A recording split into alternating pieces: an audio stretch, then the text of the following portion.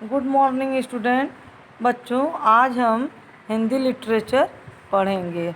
देखिए, पाठ 3 और पाठ का नाम है जेल का जीवन। बच्चों, ये संस्मरण है। संस्मरण मतलब होता है जैसे कोई चीज़ हमारे जीवन में पहले बीत चुकी रहती है, उसको हम याद करके लिखते हैं, बताते हैं। तो देखिए,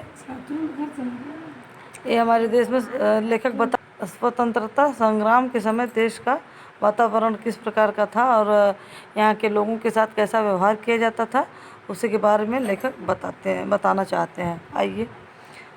जेल जाने से पहले मन में नाना प्रकार के विचार उठते रहते थे। जेल में क्या बीतती है यह जाने की बड़ी उत्सुकता रहती थी। बात सन 1922 की है। मई का महीना था, दिन ढल चला था। गर्मी के कारण चोटी से एड़ी तक पसीना आ रहा था, किंतु मन फिर भी आनंदित था। कदम जल्दी जल्दी उठते थे। खुली धूप, खुली हवा के थपेड़े किसी बगीचे के झोंके के समान मालूम होते थे। यह दिन था जेल से बाहर निकलने का। कानपुर जाने वाली गाड़ी की ओर बढ़ रहे थे कि इतने में वंदे मातरम, महात्मा गांधी की जय की ध्वनियाँ कानों में पड़ी। नज़र घुमाकर देखने पर स्टेशन को पार करने वाले पुल के नीचे जीने पर पुलिस के गार्डों के बीच में अनेक युवक चलते हुए दिखाई पड़े। उनके पैरों में बेड़ियां पड़ी थीं, उनके हाथ पैर बंधे हुए थे, तो भी जुबान और जुबानों से बढ़कर हृदय खुले हुए थे। उन्होंने जयगान किया, भारत माता की वंदना की।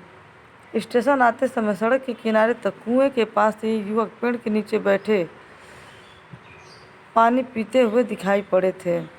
पुलिस उन्हें घेरे हुए थी। पता चला कि ये लोग मलिहाबाद के हैं और गांधी जी के काम में पकड़े गए हैं और उसी की सज़ा में सेंट्रल जेल ले जाए जा रहे हैं। कानपुर जेल के अधिकांश कैदियों ने बताया कि जेल की आधी आबादी जोशीले और उत्साही युवकों की है। गांव में जो आदमी तनी भी मनचले और बढ़े हुए हौसलों के हुए, बस उन्हें बंदी बना लिया गया। उनका कसूर केवल इतना है कि उनमें जोश है, आगे बढ़कर काम करने की उमंग है। पुलिस इन बातों को अपने कामों में बाधा समझती है।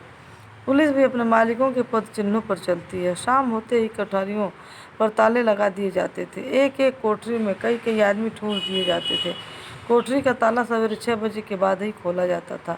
यह अच्छा था कि कोठरी के दो तरफ लोहे की छड़ के दरवाजे थे और हवा की कमी न थी। इससे कष्ट भी होता था।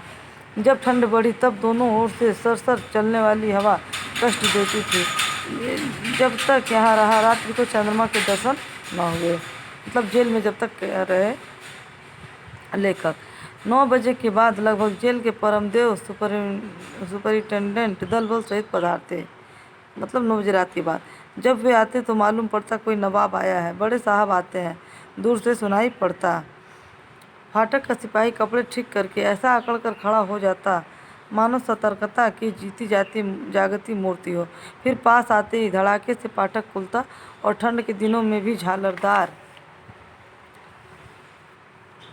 छाते की छाया में डग बढ़ाते हुए साहब बहादुर दिखाई पड़ते।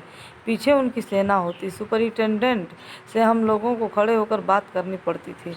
जेल में रहकर हमें जो त्याग करना पड़ता था उसकी याद हमारी जेल में रहकर सहनशीलता और त्याग के साथ साथ धार्मिकता भी बहुत बढ़ गई थी। गीता और रामायण भी खूब पढ़ी गई। एक महाशय तो कभी कभी रामायण इतने जोर से पढ़ा करते थे कि दूर होने पर भी हम लोग उनके शब्दों को साफ साफ सुनते। हमारे आर्य समाजी भाइयों ने हवन कुंड बना लिया था। एकादशी का व्रत रखा जाता और किसी न किसी बैरक में संध्या को जोर से ईश्वर प्रार्थना होती। कुरान भी खूब पढ़ी जाती। हमारे मुसलमान दोस्त पाँचों वक्त नमाज पढ़ते थे। पाँचों नमाज के पश्चात अल्लाह अकबर की आवाज़ सदा उठाई जाती। मिस्टर क्लीमेंट्स इस पर बहुत नाराज़ हुए। सुपरिंटेंडेंट की एक न चली। साधारण कैदियों के जनेऊ उतरवाए गए। व्रत और रोज़ा नहीं रखने दिया गया। जेल में काफ़ी झगड़ा बढ़ा। स्वामी भास्कर तीर्थ अपनी बात पर अड़ गए। जेल में अड़ने की दशा में पहला काम यही होता था कि वे भोजन छोड़ देते थे। जेल वाले उनसे बहुत नाराज रहते।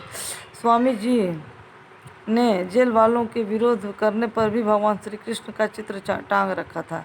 सुपरिंटेंडेंट ने चित्र जबरदस्ती उतरवा दिया। दूसरे दिन उस बैरक में और भी लोगों ने श्री कृष्ण के चित्र लगा दिए।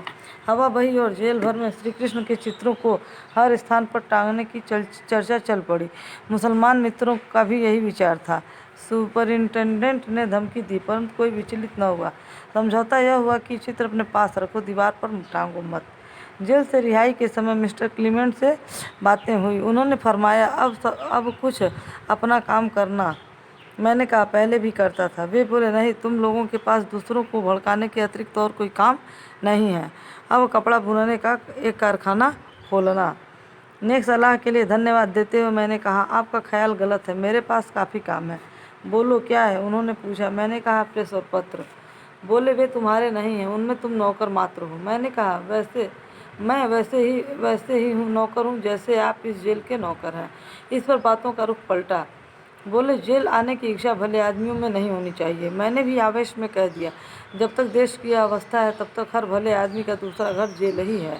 बोले, तुम बहुत कमज़ोर हो, अब की बार ज़रा मजबूत होकर आना।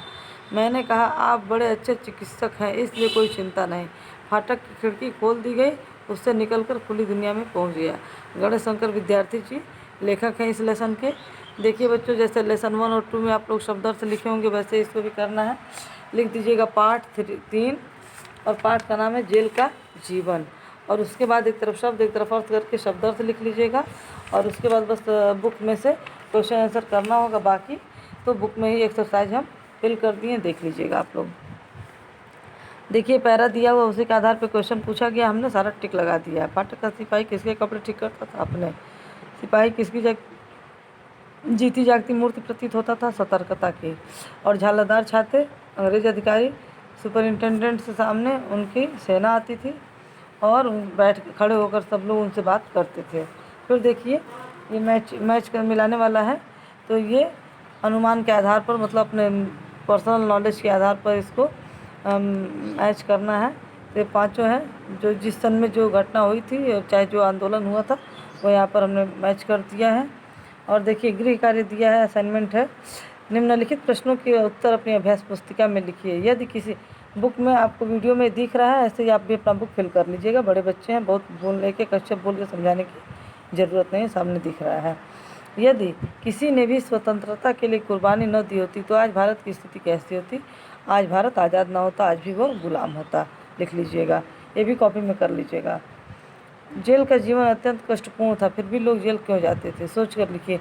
देश की आज़ादी के लिए, अपने देश को स्वतंत्र कराने के लिए सारे लोग जेल में जाते थे। फिर देखिए, दूसरा पैरा दिया है, इसमें प्रश्नोत्तर पूछा है। तो पहला प्रश्न है, कानपुर जेल के अधिकांश कैदियों ने क्या बताया? तो यहाँ से यहाँ का है इतना पहला। दूसरा, पुलिस किन बातों को अपने काम में बाधा समझती थी? गांव से लेके और यहाँ बाधा समझती है तक, इतना लिख लीजिएगा। तीसरा देखिए, यहाँ पुलिस भी अपने मालिक हुए यहाँ खोला जाता था ये। और देखिए, समास है और अधिकांश शब्द में संधि है। एक बार फिर हम रिपीट कर दे रहे हैं, पदचिन्ह में समास और अधिकांश में संधि है।